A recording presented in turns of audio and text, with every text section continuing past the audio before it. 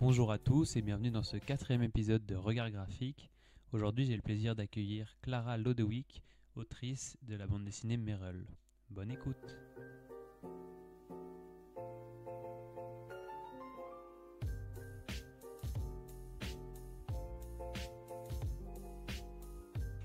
Salut Clara, comment ça va ? Bonjour Yasson, ça va et toi? Ça va, ça va. Est-ce que tu peux te présenter et nous parler un peu de ton parcours, d'où tu viens ? Donc, je m'appelle Clara Lodewijk et j'ai 26 ans. J'ai sorti une bande dessinée pour l'instant qui s'appelle Merle aux éditions Dupuis. C'était l'année passée, donc là il y a un an qui est passé et je retravaille sur d'autres projets. Et mon parcours, il n'est pas très long puisque j'ai que 26 ans. J'étais à Saint-Luc à Bruxelles en option BD en 3 ans, puis après j'ai essayé de publier, quoi. Et tu viens de Bruxelles de base ? Oui, je suis bruxelloise. Ok. J'ai grandi à Bruxelles. J'ai toujours été à l'école à Bruxelles, mais en néerlandais par contre. Donc Ok. Saint-Luc, ça a été la première fois que j'étais en France à l'école. Et du coup, ça n'a pas été trop compliqué ? Si, en vrai, mais j'étais francophone oralement, on va dire, du coup. C'est-à-dire que Ouais. je savais parler français. Mon père est francophone et je lisais surtout des BD en français et je voyais des films en français, etc. Ouais. Mais après, il y a une grosse différence entre la façon de... Comment dire, c'était pour les examens théoriques, c'était difficile, quoi. Ouais. Histoire de l'art, philo et tout. Il faut beaucoup parler, enfin il faut beaucoup écrire par exemple. En néerlandais on dit toujours les plus courtes sont les meilleures, quoi. Et en français j'ai appris qu'on passait beaucoup de temps à parler. Et donc j'ai eu un peu du mal à m'adapter, ouais. Ok, on reviendra tout à l'heure un peu là-dessus, parce que j'ai quelques questions sur D'accord, la relation francophone-néerlandophone. d'accord. Et du coup, comment t'en es arrivé à la BD ? Pourquoi t'as choisi ce médium pour raconter des histoires ? Chez moi c'était assez évident parce que j'ai mes parents qui faisaient de la bande dessinée tous les deux. Ma maman, enfin elle n'en fait plus depuis longtemps, mais elle a été coloriste de bande dessinée, elle a fait un peu de scénario aussi. Et mon père est scénariste, et donc mon parrain aussi est dessinateur, enfin bref, Ok. famille BD. Et je trouvais ça génial et j'ai toujours voulu en faire. Et donc très rapidement, enfin à 17 ans, j'étais à Saint-Luc, quoi. Je savais que Ouais. c'était ça, quoi. Ouais, donc ça n'a pas été un choix trop. Tes parents n'ont pas dit non, fais pas de BD. Ça a été quoi ? Ils n'ont pas dit non, ils n'ont pas dit oui non plus. Ils savaient, et je le savais aussi, que c'était très précaire, le milieu de la bande dessinée, et que surtout, il y avait très peu de chances que je publie un jour. Donc évidemment, comme j'étais pas une virtuose du dessin, il n'y avait aucune raison a priori d'avoir confiance en moi. Ils étaient inquiets à l'idée que je vive aussi dans la précarité, quoi. Ouais. Mais bon, après ils se sont dit, après de toute façon on a l'habitude, on va juste continuer. Ouais. Et du coup, tu disais que t'es passé par Saint-Luc. Est-ce que tu aurais un bilan de tes études à faire ? Est-ce que tu as été satisfaite de l'enseignement ? Est-ce que tu t'es sentie prête pour le monde professionnel quand tu as fini ? Je sais pas si tu as fait le master, toi. Non, j'ai pas fait le master. J'ai adoré les 3 années à Saint-Luc. Et pourtant, moi, j'aime pas l'école, j'aime pas les horaires, le scolaire et tout. Donc, voilà, après 3 ans, moi, c'était bien assez. Mais j'ai adoré parce que après, déjà à 17 ans, quand tu viens du secondaire et que d'un coup, tu fais plus que des trucs chouettes, c'est difficile de pas adorer. Mais surtout, oui, alors déjà, j'ai trouvé qu'on avait des profs très différents, avec des approches très différentes, qui avaient tous des choses différentes à nous apporter en cours d'atelier, qui pouvaient avoir parfois une vision plus classique, parfois complètement perchée. Il y avait des conseils pratiques sur le dessin, sur le scénario qui m'ont énormément apporté, quoi. Donc oui, je suis très contente. Et après, en ce qui concerne les cours théoriques et tout ça, j'ai peut-être moins une opinion à donner parce que je pourrais pas comparer avec autre chose, quoi. Ouais, Juste, bien ça sûr. s'est bien passé, bon, voilà. Et du coup, quand tu as fini après 3 ans, est-ce que tu appréhendais la sortie ? Est-ce que c'était un truc qui. Non, j'avais hâte. Après, voilà, est-ce qu'on est prêt ou pas ? Moi, j'étais hyper déterminée depuis que j'étais petite. Donc, de toute manière, les 3 années, voilà, il fallait que je les fasse. Ouais. Et après, j'allais y aller, quoi. Donc, je me sentais prête, mais pas... Je sais pas si j'étais... Enfin, non, je suis pas prête, quoi. Ouais. Mais je me suis même pas posé la question de est-ce que je suis prête. J'ai juste été, quoi. Mais je trouve que, en tout cas, non. Une chose qui me manque à Saint-Luc, et j'ai déjà dit 50 000 fois, c'est qu'il nous explique absolument pas sur le plan pratique comment ça va se passer. C'est un enseignement qui est artistiquement très intéressant, mais qui est professionnellement, en ce qui concerne le statut, Ouais, je suis d'accord. la, la vie pratique, à qui est-ce qu'on s'adresse, comment ça se passe avec les éditeurs, comment adresser un courrier, comment faire un dossier, la mise en page d'un dossier, enfin des trucs cons mais qui servent vraiment par la suite, non, il n'y a rien quoi. Et ça, franchement, c'est le seul défaut qu'il y a, je trouve. Et du coup, quand tu as fini, il s'est passé combien de temps avant que tu trouves un éditeur? Attends que je réfléchisse. Donc j'ai fini, j'avais 20 ans, 21, 20, et j'avais quel âge? 23? Peut-être 2-3 ans? 3 ans? Ok. Ouais, c'est ça, j'avais 23 ans quand j'ai rencontré mon éditeur. Et ouais, donc 2 ans et demi en fait. Attends, ça me paraît très très court. On va dire 3 ans pour être juste. 3 ans. Ok, ça. Et donc 3 ans après tes études, tu signes chez Dupuis. Ça coïncide avec la nouvelle collection qu'il lance. Est-ce que tu peux raconter un peu ta rencontre avec ton éditeur et comment ça s'est passé, quoi? Oui, c'est ce que j'ai trouvé très intéressant et qu'on nous explique pas peut-être non plus à Saint-Luc, c'est que parfois tu peux faire des trucs super et tout, mais tu n'arrives pas au bon endroit au bon moment. Et donc moi, par exemple, je suis pas une dessinatrice virtuose et je vais pas spécialement, enfin, je veux dire, par contre, j'étais arrivée au bon endroit au bon moment et j'ai eu une chance de malade, quoi. J'ai envoyé mon projet de l'époque, qui n'était pas celui qui a été publié finalement, à Thomas Gabisson, qui est l'éditeur à la base d'Actes Sud. Pourquoi est-ce que je l'ai choisi lui?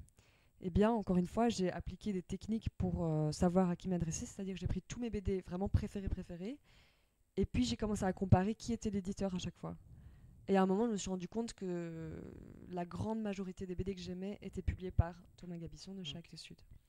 Voilà, c'était ma méthode, quoi. Donc j'étais méthodique et je l'ai contacté. Et donc finalement, il m'a dit qu'il avait reçu 3 albums en même temps, qui étaient tous les 3 des albums, qui étaient des sortes de récits de vie, mais ancrés très fort dans un territoire bien précis.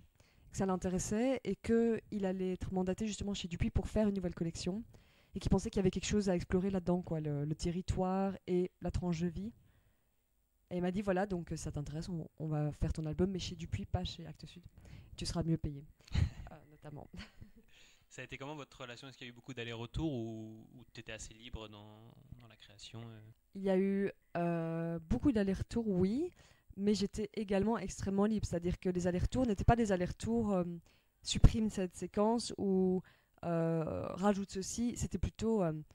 Thomas, il est plutôt cryptique, je dirais, dans sa façon d'interagir. C'est-à-dire qu'à chaque fois que j'avais une conversation avec lui, après j'étais désespérée, je ne comprenais rien. Et vraiment, il y a eu des moments où j'ai vraiment stressé parce que je comprenais vraiment rien. Mais en fait, à chaque fois, petit à petit, ça m'amenait vers des nouvelles idées, ça m'ouvrait l'esprit. Donc c'était plutôt ça, en fait. Ce sont des allers-retours, mais extrêmement libres, quoi. Et d'ailleurs, j'ai vraiment eu une liberté totale pour le récit que j'ai fait, alors que c'est chez Dupuis et qu'à la base, je pensais que ce serait plus coincé, quoi. Ouais. Non, vraiment, là, j'ai vraiment fait ce que... Enfin, j'ai eu la situation la plus idéale qui soit pour faire un premier album, je crois. Super. Et du coup, cette première BD, donc Merle, je le prononce pas aussi pour toi. D'où ça t'est venu cette inspiration pour ce récit? Qu'est-ce qui t'a motivé à raconter cette histoire? Est-ce que du coup j'ai le droit de genre spoiler ou pas ma BD? Bah du coup au pire tu dis oui et les gens ils passeront 30 secondes s'il faut. À Saint-Luc justement on avait dû travailler sur le fait divers à un moment, c'était en 2e année, et j'ai hésité longuement entre 2 faits divers. Finalement j'en ai choisi un, et mais l'autre c'était juste une phrase, c'était un journaliste... Enfin, je sais plus si c'était un journaliste. En gros, dans un petit village, un type retrouve toutes ses poules assassinées chez lui. L'enquête commence. C'est ça, l'enquête commence. C'était la suite de la phrase.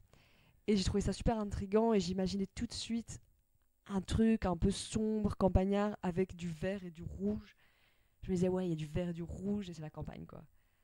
Et donc après, quand j'ai rencontré Thomas et que j'ai compris que mon ancien projet, il fallait que je le lâche, je me suis dit, bah tiens, ce truc vert et rouge, c'est peut-être le moment de me pencher dessus. Et puis j'ai construit, quoi. Et le type dont on a tué les poules, c'était devenu finalement une femme, parce que j'avais plutôt envie de raconter un récit d'une femme. Et les poules sont devenues d'abord des pigeons, puis des canards. et puis etc. Puis j'ai construit tout le village comme j'avais envie de faire depuis longtemps. J'avais envie de faire un récit dans un village. Donc voilà, quoi. Et puis finalement, la couverture est verte et rouge, finalement. Donc c'est très drôle. C'est vraiment resté quand même. Et donc, ouais, donc tu t'es basé sur ce fait divers et t'as tout écrit de manière un peu méthodique ou t'avançais en dessinant et t'as un peu ce truc de te laisser libre où tu Mm. savais où t'allais Euh, Est-ce que je savais où j'allais? Oui. Bah, disons que je sais pas comment fonctionnent les autres, mais moi j'ai d'abord, quand j'ai une histoire comme ça qui me vient, pourquoi est-ce que j'ai envie de la raconter? C'est parce qu'il y a quelques scènes qui me viennent en tête et que j'ai envie de raconter, quoi. Je vois telle scène, je vois tel événement, je vois telle conversation intéressante que j'ai envie de placer. Et du coup, je me dis, bon, c'est quoi le lien entre toutes ces scènes, quoi? Et donc, petit à petit, tu tisses, quoi. Tu tisses ta toile. Et est-ce que j'ai écrit J'ai un petit peu écrit, mais j'ai surtout fait tout de suite tout le découpage, quoi. ouais. Donc, j'ai d'abord fait vraiment tout le découpage, toutes les scènes qui se suivaient. Donc, c'est quand même, j'ai une façon de fonctionner assez classique quand même. Je suis pas du tout dans l'improvisation ou dans le libre. C'est vraiment, j'arrive pas à faire ça. Et après, une fois que tout le découpage a été terminé et validé, j'ai tout dessiné et mis en couleur, quoi. Donc vraiment, j'ai attendu, j'ai fait étape par Ouais, étape, t'as quoi. pas- Et ça t'a pris combien de temps au total entre ouais, de A à Z quoi? C'est difficile à dire. Je pense 1 an sur le scénario, 1 an sur le dessin et la couleur. Même si le dessin et la couleur m'ont finalement pas pris une année entière, parce que c'est juste que vous voyez, il y a toujours des retouches, des allers-retours, Ouais. le machin, la couve, les envois de fichiers, enfin bref. Et alors le scénario, je dirais que les 6 premiers mois, j'étais pas à temps plein dessus encore. C'était plus la réflexion. Ouais. euh, Où est-ce qu'on va, les allers-retours avec Thomas, justement, mon éditeur. Et puis après, 6 mois de découpage intense, quoi. Là, c'était vraiment à temps plein, plus que temps plein, quoi. Ouais. Ok. Et donc, on n'a pas encore abordé ce point, mais ce projet, tu l'as conçu, je sais pas si entièrement ou entre autres, en vivant et en voyageant Oui. dans un van. D'où est venue cette idée de faire ça? Est-ce que tu peux un peu aussi raconter quoi cette Vivre dans un camion, enfin dans une camionnette, c'était déjà c'était dans ma vie privée que simplement j'avais j'ai toujours vécu à Bruxelles et je commençais à vraiment me sentir prisonnière quelque part parce que euh, financièrement vivre en ville était compliqué et donc je n'avais plus aucun intérêt en gros à vivre en ville parce que les activités culturelles étaient hors de portée financièrement pour moi. Voyager était hors de portée, donc partir en vacances était hors de portée.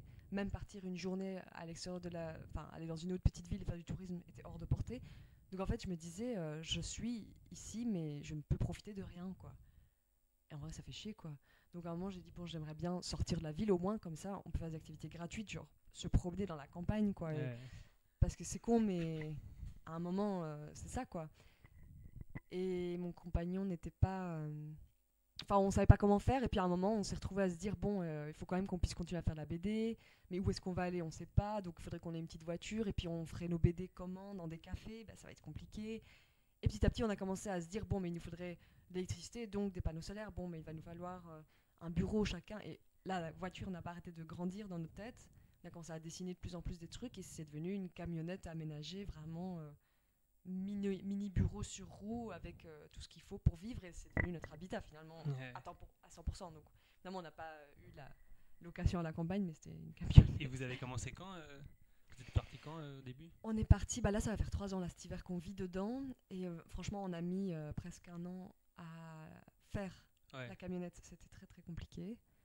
Mais finalement c'était une bonne idée parce que grâce à ça on a pu quitter notre job à mi-temps. On n'avait plus besoin de payer un loyer. Et donc, on a pu se consacrer à la BD à 100%. Et donc, maintenant, on fait tous les deux de la BD parce que tous les deux, on a signé, on a Ouais. des contrats et on fait que ça, quoi. Donc, c'était une très bonne idée, finalement. Ah ouais, putain, je me serais pas dit que ce serait la contrainte financière allait être un peu l'élément Si. principal quoi. Oui, en plus, maintenant, on ne paye pas de loyer. Donc, je Bah peux ouais, me permettre c'est vrai. d'aller. Enfin, maintenant, de plus en plus. Au début, au début c'était vraiment la misère. Mais maintenant, ce qui est marrant, c'est que, par exemple, on est souvent en France et on va dans des petits villages. Et bah, je peux aller au musée, par exemple, maintenant. Alors qu'avant, à Bruxelles, bah, franchement, le musée classique, non, il est à 2 euros. Mais si tu veux voir une expo, c'est Ouais. minimum 15 euros. T'imagines un peu. Tu vas à deux, c'est 30 euros. 30 euros. Genre, c'est un budget bouffe pour une semaine. Enfin, c'est abusé. Donc, voilà. On vit mieux. Ok. Et c'est quoi un peu l'itinéraire que vous avez fait? Vous avez voyagé en France surtout Ouais, souvent, on est un peu à l'automne en Belgique parce qu'on a aussi le contrôle technique. Et puis, on voit des gens et tout ça. Mais sinon, France, Donc qu'est-ce qu'on a fait On est souvent dans la diagonale du vide. On est beaucoup en Corrèze, Aveyron, Auvergne. On a été pas mal en Bretagne aussi au début. On a passé 6 mois, 5 mois en Bretagne. C'est super chouette. Mais voilà, on est dans des zones où... voilà, on va aller en hiver en Bretagne, par exemple, pendant 5 mois quand il n'y a personne, à part quelques habitants. Mais on va pas dans les zones touristiques. Et en été, on va aussi dans des zones où il y a moins de gens, enfin, tu vois. On se pose dans des espaces vides, quoi. Ok. Et du coup, par rapport à la vie en van, j'ai un peu une question. J'ai l'impression que quand on fait de la BD, c'est quand même assez important d'avoir une routine de production, etc. Ouais. Et surtout quand on travaille sur des projets longs. Est-ce que tu as réussi à en avoir une et comment tu as fait pour, tout en voyageant, avoir une routine de travail? Je ne sais pas à quelle fréquence vous vous déplaciez en van. Oui, c'est ça. Évidemment, c'est ça, c'est que c'est pas... Je sais pas si je considérerais ça comme du voyage. Parce que finalement, au début, on se déplaçait chaque jour, mais de 5 km, quoi. C'est pas du voyage-voyage. C'est juste que comme c'est difficile de se sentir bien dans la rue ou devant chez les gens ou sur un parking, voilà, on bougeait chaque jour. Maintenant, on a plus tendance à bouger tous les 2 jours, voire 3. Et vraiment, on essaye, en fait. Dès qu'on trouve un bon endroit, on essaye vraiment de se dire, allez, on reste 3 jours. Sauf si vraiment les gens nous regardent bizarrement, alors on part. Mais donc c'est ça, on bouge un tout petit peu et on essaye d'avoir une routine.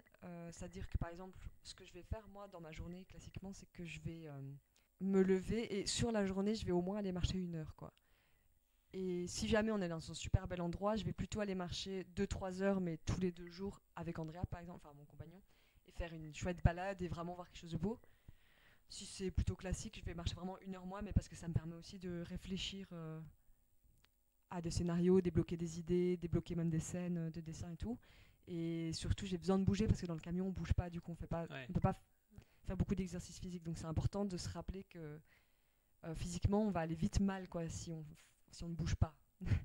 et donc pour le reste, en fait, j'ai rien d'autre à faire que de travailler. Ouais, ça. Et du coup, tu dessinais combien de temps à peu près par jour C'est compliqué à dire, mais en fait, il faut... disons que normalement, dès que je me lève et jusqu'à ce que je me couche, je travaille, je dessine. Mais il va y avoir 1 heure de balade, il va y avoir au total sans doute 2 heures de repas sur la journée, le temps de cuisiner, etc.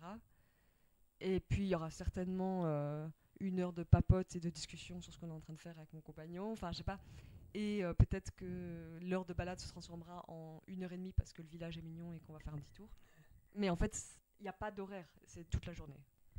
Ah, donc au final, limite, ça donne une plus grosse productivité que si c'était...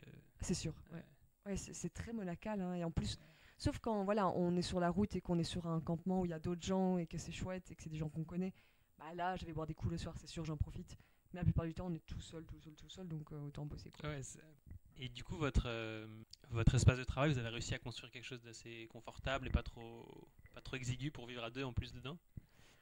C'est exigu, mais disons qu'on s'adapte. Moi, j'ai plus de facilité, je pense, avec ça que peut-être mon compagnon, il a un peu marre d'être l'un sur l'autre. Du coup, par exemple, mon copain, il a une petite table qui est fixe, qui est toujours une table. Donc, lui, il a vraiment un bureau d'un côté avec une fenêtre en face de lui. Et moi, j'ai une plus grande table, mais qui est aussi la table pour manger et qui est aussi le lit, si on le transforme. Okay. Donc, c'est un bureau très, très sommaire. Mais il est plus grand, voilà, j'ai un espace plus grand. Le seul vrai désavantage, je dirais, de cette situation, c'est qu'on souffre pas mal de l'humidité.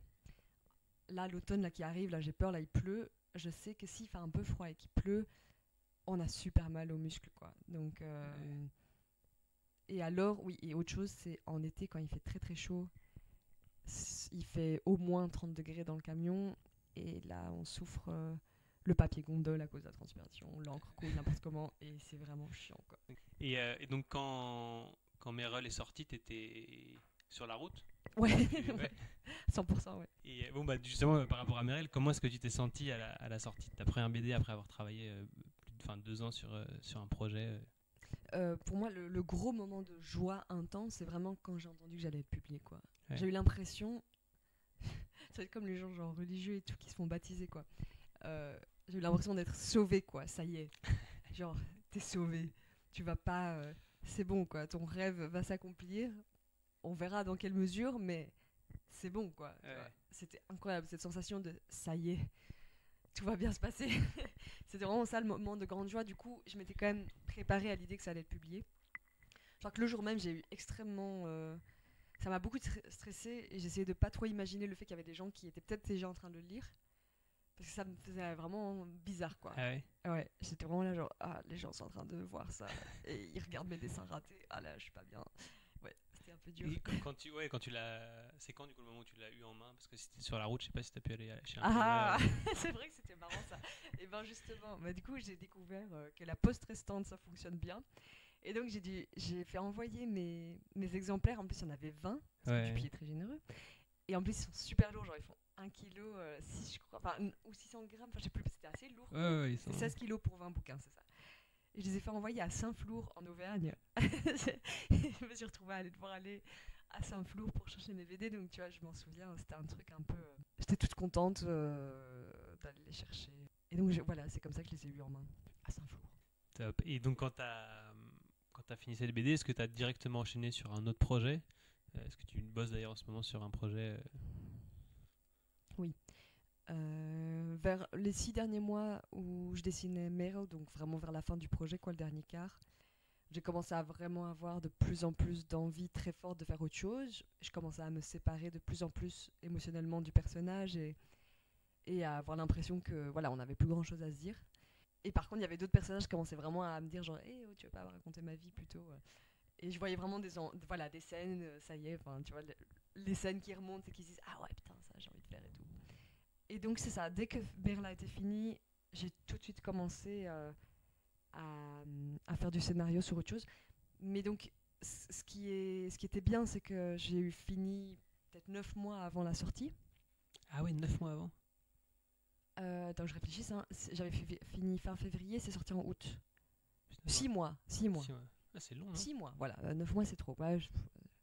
Ouais, c'est long, mais a priori, c'est 3 mois avant max, quoi. Ouais, je dirais. 3-4 mois, j'ai l'impression. Ouais. Bah, ils voulaient pas le sortir au début de l'été parce que ça aurait Ouais. été. C'était quand même le lancement d'une collection et ils étaient un peu obligés de mettre le paquet, quoi. Donc, 6 mois avant, et bah, pendant ces 6 mois, j'ai fait du scénario. Et c'était bien parce que du coup, quand ma BD est sortie, j'ai pas dû, au moment où tu fais la promotion, au moment où tout le monde te fait des retours, commencer à réfléchir, tu vois. Ouais. Au moins, j'avais déjà en tête ce que je voulais faire, j'étais déjà sûre de moi. Et j'ai pas été complètement déstabilisée par qu'est-ce qu'il faut que je fasse maintenant. Les gens aiment bien ça, il faut que je fasse ça. Enfin, non. Et tu peux parler un peu déjà du projet sur lequel tu bosses en ce moment? Oui, j'arrive pas encore à bien le pitcher, mais Là, t'en es à quelle étape? T'es encore. je suis en train de le dessiner. Ok. Donc, je suis qu'au début du dessin, j'ai fait peut-être 10 pages sur 200. Voilà, encore 20 fois. Mais voilà, moi j'espérais que ça sorte dans 1 an, je sais pas si ça va être possible. En tout cas, j'aurais fini dans 10 mois, je crois. Donc voilà, ça va être un peu short dans 1 an. Qu'est-ce que c'est? Donc ça se passe sur un parking. Tout se passe une sorte de huis clos sur un parking. Donc il va y avoir toute l'ambiance un peu microcosme, micro-société sur le parking avec des gens qui vont et qui viennent. Mais nous, on va plus particulièrement suivre 2 personnages qui sont une femme qui est une mère et dont le fils a fugué, et un garçon qui, lui, est plutôt parti de chez lui. Et donc les 2 personnages vont se rencontrer et projeter plein de choses l'un sur l'autre, mais non, je vais arrêter. Ça marche. Et donc, par rapport à Meryl, je sais pas comment on peut qualifier ton style, peut-être un peu de ligne claire, mais en même temps, je trouve assez moderne, assez actuel. Est-ce que tu peux nous raconter un peu techniquement comment tu as fait Meryl? Oui. Meryl, c'est la première fois que j'ai dessiné vraiment comme ça en ligne claire. Et d'ailleurs, maintenant, je dessine vraiment en ligne claire presque tout le temps, alors qu'avant, c'était pas du tout le cas. Je me cherchais beaucoup. Esthétiquement, j'avais pas la moindre idée de ce que j'allais. Enfin, t'as quand même un peu de personnalité et tout ça, mais j'étais pas sûre de moi, quoi. Et moi, j'avais toujours aussi comment on dit ça, un manque de confiance en moi parce que je savais que j'étais pas virtuose du dessin. Je savais que j'étais pas capable de tout dessiner. Je savais que je pouvais pas choisir de faire quoi que ce soit. Enfin, j'allais devoir faire avec beaucoup de limitations, quoi, esthétiques. Et donc, comment sortir le mieux que tu peux de ce dessin qui n'est pas incroyable, quoi. Et là, du coup, mon éditeur a été assez important dans le processus parce qu'il m'a dit ferme ton trait. Ferme ton trait. Oblige-toi à faire des choix. Oblige-toi à décider. Dis ah oui, cette main elle est mal dessinée, mais regarde, le trait est fermé. Je l'ai laissé comme ça. C'est de la ligne claire. Donc c'est toi qui. Enfin, c'est un choix en fait. Cette main, je l'ai décidée comme ça et je l'assume. Et donc il m'a aidé à assumer. Et la ligne claire m'a vraiment permis d'assumer et d'appuyer mon dessin et de dire voilà, c'est comme ça en fait. Ok. Donc t'as pas beaucoup. Enfin, par exemple, tu parlais d'exemple d'une main. Quand une main est mal faite, tu la trouves pas parfaite, tu l'acceptes. Oui, après je dis ça, c'est pas vrai. Je vais quand même recommencer parfois, mais disons que ça dépend ce qu'on veut dire par mal faite, évidemment. J'ai une certaine vision du mal fait qui est acceptable. Ok. Mais non, mais j'assume plus, ça c'est sûr. Okay. Et du coup, donc Meryl, tu ancrais Ouais. sur une feuille et tu mettais en couleur, tu peignais sur une autre. C'est ça, donc j'ai dessiné au bic, au stylo bille, noir. Comme je suis gauchère, c'était l'outil le plus approprié, le plus facile, le plus fluide. Parce que la plume, j'adore, mais en fait, c'est juste infernal, je me fais super mal. Sur du papier d'imprimante parce que c'est lisse, simplement. Et alors, pour la mise en couleur, donc je scanne l'ancrage, je réimprime en gris sur un papier plus épais et qui peut supporter de l'eau, quoi. Ok. Et là, je passe à la gouache dessus. Et après, je vais rescanner la gouache et je vais mettre tout ensemble, quoi. Stylo et gouache. Et c'est tout. Mais après, cette phase où je mets les deux ensemble, ça me prend pas mal de temps parce que je fais pas mal de retouches. Comme c'est de la ligne claire, je trouvais que quand la couleur dépasse, ça ne faisait pas du bien, quoi, au dessin, ça le déforçait. Et donc pour le renforcer, c'était mieux de garder un côté un peu propre. Donc la gouache, je passais quand même du temps à un peu nettoyer les pages, quoi. Et tu travailles encore comme ça sur ton projet actuel ? Oui, malheureusement, oui. J'ai vraiment réfléchi, j'ai fait pas mal de tests, j'ai essayé de trouver des solutions, mais pour le moment, je suis repartie pour 200 pages. Mais ça me fait beaucoup réfléchir. Je vais arrêter, il faut que je trouve une solution pour le prochain, quoi. Et justement, quand on parlait un peu de la ligne claire et qu'en début de discussion, tu disais que tu es d'origine néerlandophone, même si tu as grandi à Bruxelles, etc. Est-ce que tu as aussi travaillé avec, peut-être plus pour des revues ou des illustrations avec des éditeurs néerlandophones ? Non, j'ai jamais travaillé pour... Enfin, j'ai fait une fois une illustration pour le Standard, tu vois, mais c'est tout. Non, par contre, moi je sais pas si ça a vraiment un lien, mais j'ai toujours dit dans les interviews et tout l'année passée quand je faisais la promo que j'étais hyper fan de Bob et Bobette. Mais vraiment, genre, extrêmement fan. Et que c'était vraiment une de mes BD préférées quand j'étais petite. Et au niveau du dessin, ça m'influence aussi. Et cet esprit, je l'aime vraiment bien. Et donc, l'année passée, il y a le Lombard qui m'a contacté pour leur MOOC. Ils ont sorti une sorte de MOOC qui est une sorte de compilation de... C'est pour les 77 ans du journal Tintin. En gros, ils ont demandé à plein d'auteurs et d'autrices, surtout du Lombard, mais un peu genre des guest stars, comme ils ont appelé ça, de l'extérieur à venir participer. Et donc, ils m'ont contacté en me demandant si je voulais faire Bob et Bobette. Et donc, c'était génial, quoi. Et donc, j'ai quand même pu... Voilà, pour moi, c'est le truc un peu le plus néerlandophone que j'ai pu faire parce que c'est une série pour moi néerlandophone surtout.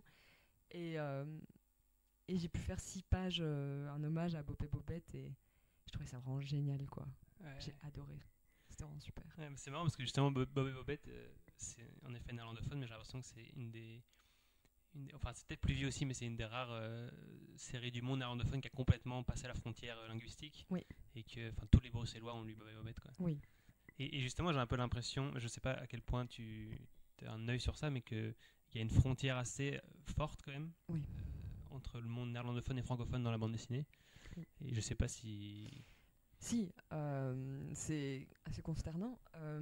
Donc oui, Bob et Bobette, c'est, je pense, allez, je réfléchis un peu, hein, mais je crois que en tant que série vraiment un succès qui a fonctionné, je pense qu'on peut dire qu'il n'y a que Bob et Bobette. En tout cas, c'est la plus grosse, quoi, la plus importante. Ouais, c'est sûr. Alors après, ceux qui passent par contre la frontière, aujourd'hui, alors pas des grands succès, mais ce sont des auteurs et des autrices néerlandophones qui font des one-shots et qui, eux, ont un succès... quand on parle de Ben Gijsmans, Brecht Evans, Brecht van den Broek, Olivier Schrouwer, Judith van Nistendaal, c'est une génération d'auteurs et d'autrices très talentueuses, très douées, mais qui sont un peu seuls, et je ne pense pas qu'ils aient autant de reconnaissance et de succès en Flandre. Et heureusement, donc, ils sont traduits, parce que sinon, on ne verrait jamais ce travail. Et vraiment, ils sont incroyables, quoi. Incroyables. Mais en effet, ça reste des quelques personnalités, enfin Oui. quelques auteurs, autrices qui sont connus comme ça, mais même nous, je trouve on a pas mal de mal à découvrir des projets néerlandophones. Alors il y a quelques lieux comme Graphique à Bruxelles qui mélangent un peu Oui. les deux, mais c'est assez étonnant qu'à Bruxelles, justement, il n'y ait pas plus de lien entre les deux. Mais en fait, il n'y a pas... en Flandre, le lien à la bande dessinée n'est pas du tout... en néerlandophone, quoi. C'est ou bien des grosses séries à succès qui sont inspirées de séries télé, en fait, ou de trucs historiques, ou Bob et Bobette, Jommeke, des trucs comme ça, ou Kiekeboe, ou bien des trucs ultra perchés. Donc évidemment, ça demande un public très particulier.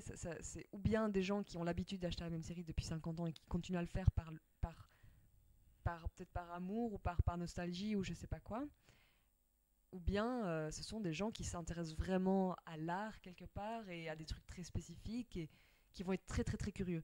Mais on n'a pas, je veux dire, dans la BD franco-belge, le francophone en tout cas, on a un énorme éventail de bandes dessinées qui s'adressent à l'entre-deux, à des gens qui aiment bien lire tout court et donc qui vont lire des bandes dessinées.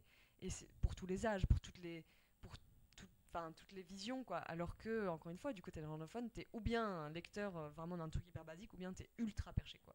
Bah, c'est pas évident de trouver un public dans ce cadre-là. Il y a encore du boulot pour mélanger tout ça. Bah oui, c'est pour ça que je passais du côté francophone aussi.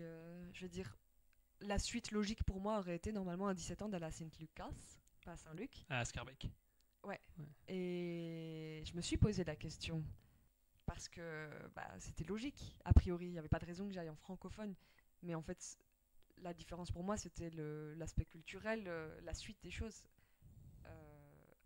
En allant à Saint-Luc, ça ne m'empêchait pas pour autant d'aller traduire mes bandes dessinées ou d'en faire quand même en néerlandais après. Et ça allait tellement plus large, tellement plus grand comme univers. Tout allait être ouvert, alors que du côté néerlandophone, c'est très difficile de sortir. Du côté néerlandophone, une série qui fonctionne, c'est quelqu'un qui est tiré à 10 000 exemplaires. Pour nous, du côté francophone, c'est clair que c'est bien, un truc à 10 000 exemplaires, ça marche, mais c'est pas les séries qui marchent, on peut pas dire ça, c'est pas possible. Ok, on approche doucement de la fin. Tu parles un peu de Bob et Bobette, tout à l'heure. Est-ce que tu as d'autres influences et inspirations, tu penses, qui t'ont Oui, bien sûr. bercé? Après, c'est difficile de faire le tri, parce que comme j'avais des parents qui faisaient la bande dessinée, il y a une chose à laquelle j'avais accès quand j'étais petite, c'était la bande dessinée. C'est-à-dire que je pouvais lire ce que je voulais. Ils m'ont jamais dit... Enfin, peut-être il y a des trucs un peu trop glauques où ils me disaient, genre, on va attendre un peu, mais... Quand j'étais petite, par exemple, j'aimais bien lire Jean-Claude Denis, qui pourtant est une bande dessinée vraiment adulte. Pas hyper accessible, je dirais, avec le recul, mais j'adorais ça quand j'étais petite. Je lisais surtout Philémon, de Fred. Et alors, dans les influences récentes, vraiment pour mon travail... c'est surtout un dessinateur qui s'appelle Bruno Heitz, je sais jamais comment on prononce son nom de famille, qui lui est vraiment inspiré par Hergé, les premières années, quoi, Tintin au pays des soviets et tout, et Gus Boffa. Mais donc il a traduit ça un peu à sa façon, et j'aime vraiment bien son travail, et vraiment ça a été... j'ai été tout le temps me référer à ses albums, Le Privé à la Cambrousse, qui est une super chouette série chez... merde, c'est Gallimard, je crois. Bref, j'ai été toujours me référer à ces albums-là pendant que je faisais Mère, quoi. Donc, ok. Ouais. Et est-ce que tu aurais des artistes, des autoristes que tu as envie de promouvoir, dont tu as envie de parler, qui t'ont marqué récemment Oh, mais tellement. Là, j'étais à Gribouillis ce week-end. Et du coup, c'est génial parce que généralement, je suis envoyée dans des festivals un peu plus classiques. Et là, j'ai pu, déjà voir plein de trucs super différents. Et c'est vrai que j'ai quand même une préférence pour la bande dessinée plus libre, comme on la pratique chez Gribouillis, parce que y a plus de différences, quoi, on va dire. Et là, il y a une BD que j'ai trop envie de lire et que, je me suis dit, je peux vraiment pas, j'ai pas le budget, mais j'avais très envie de lire la BD de Sophie Dark qui s'appelle, merde, je suis en train de, Hancock, c'est possible?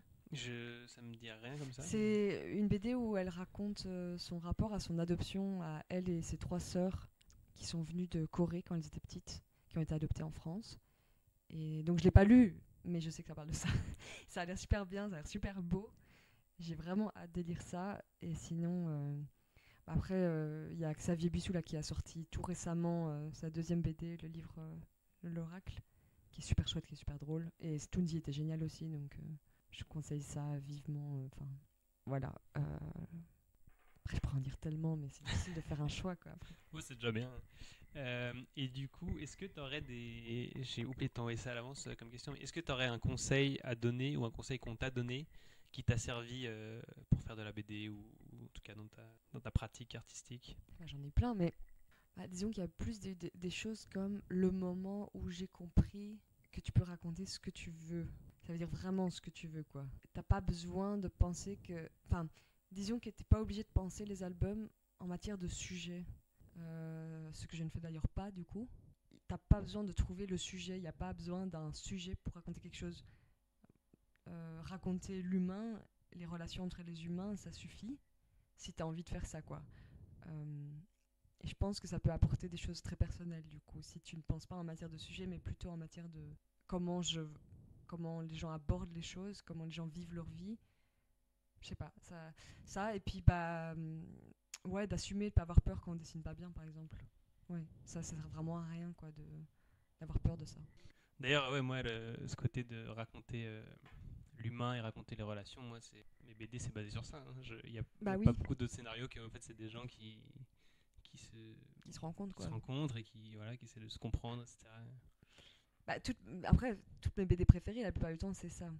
C'est pas tout à fait vrai, il y a vraiment des BD qui sont dans des genres complètement différents que j'adore aussi, mais disons que spontanément, j'ai tendance à tendre vers ça.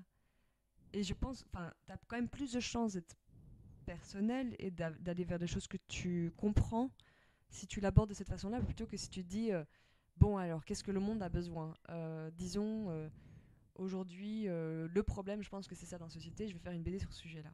Ça, je trouve ça hyper dur, quoi, t'imagines, quoi. Aborder les trucs comme ça, mais quelle horreur, quoi.